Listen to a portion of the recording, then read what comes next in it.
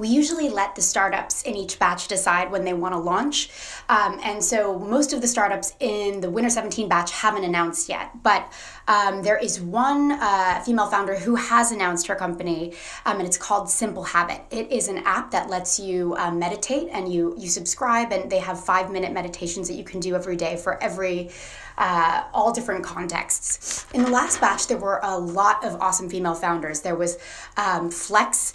Flex is basically like a tampon replacement. It lets you have mess-free period sex.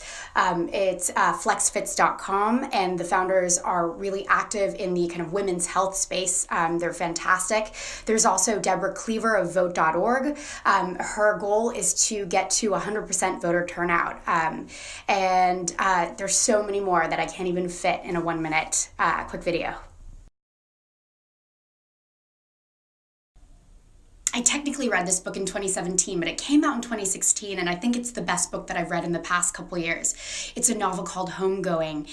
It is about 2 half-sisters born in Africa, one that was married to a British slave trader and one that was sent to the United States as a slave on a slave ship. Each subsequent chapter then goes through another generation from going down from those 2 sisters until it reaches present day. It is one of the most powerful and also interesting stories I've read. And I am ebook. I buy probably 90% of my books on Kindle, but I try to support bookstores as much as possible. So I'll buy a hard copy every now and then. I also am a huge fan of audio. What's the best part of the YC network? So when I started at YC, I think I was most surprised, not by how smart everyone is, because it's like going to a wonderful, one of the top universities in the world. Everyone's very smart and ambitious. But what I didn't expect was how helpful everyone is. You can email pretty much any alumni and they're happy to help you. We have an internal software called Bookface that's sort of like our internal Quora meets LinkedIn meets Facebook, and it's really interesting to see, every day there are tens of questions that founders throw out there and a whole network of people who are experts in their own spaces that are willing to jump in with advice or help or connections. And so that, I think, has been the best thing. People truly pay it forward after they go through the program and are willing to help the founders that come after them. If we could only impart one piece of advice to YC founders, I think it would be to talk to your users.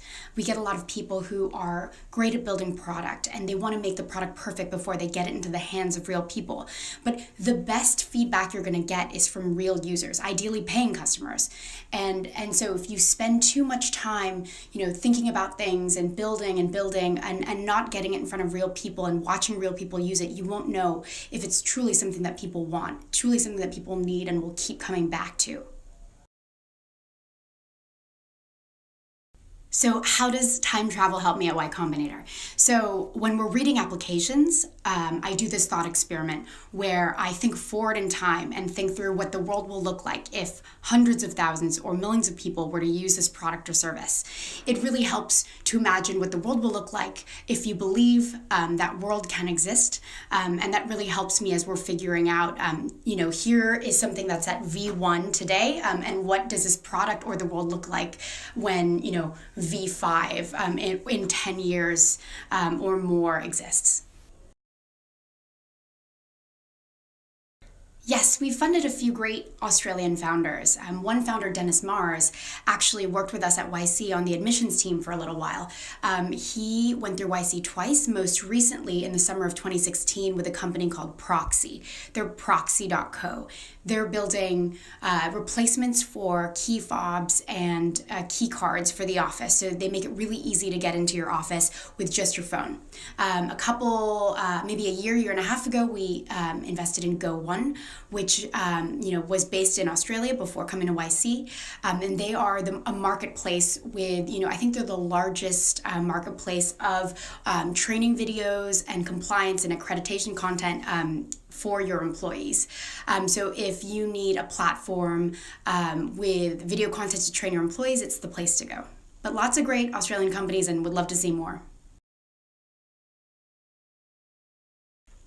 This is a good question and a hard one. I think most eras before now would be pretty shitty for a non-white woman, but assuming that we're ignoring that, I think ancient Egypt would be really awesome. I think the language would be really hard to figure out.